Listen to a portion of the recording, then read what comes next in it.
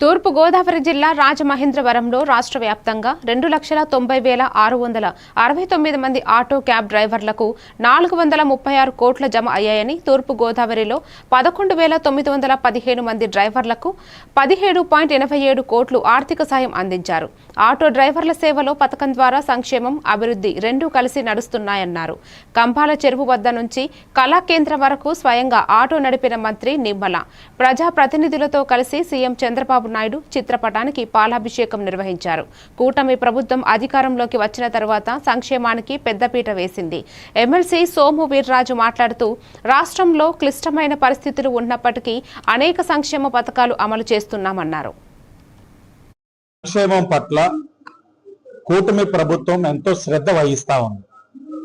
ఈ రోజున దశమి పూర్తి చేసుకొని దివాళీ రాకముందే కార్మికులు ఏదైతే ఉన్నారో ఆటో కార్మికులకు ఒక పండుగ వాతావరణం తీసుకొచ్చే విధంగా తెలుగుదేశం, జనసేన, బీజేపీ కూటమి ప్రభుత్వం అధికారంలోకి వచ్చినటువంటి ఈ సంవత్సరం కాలంలోనే ఆంధ్రప్రదేశ్ రాష్ట్రంలో సంక్షేమానికి పెద్దపీట వేస్తుంది. ఆ సంక్షేమ కార్యక్రమాల్లో భాగంగా ఆటో డ్రైవర్ల సేవలు అనేటువంటి కార్యక్రమంలో గత ప్రభుత్వం ఆటో డ్రైవర్లకి 10,000 రూపాయలు ఇస్తే దానిని 50% పెంచి 15,000 రూపాయల చొప్పున ఆంధ్రప్రదేశ్ రాష్ట్రంలో 2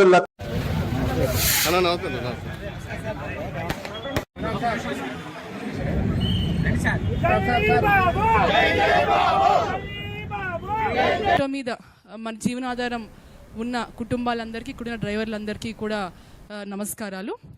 ఈరోజు రాష్ట్ర ప్రభుత్వం ఆటో డ్రైవర్ సేవలో అని ఒక పథకం ప్రారంభించింది.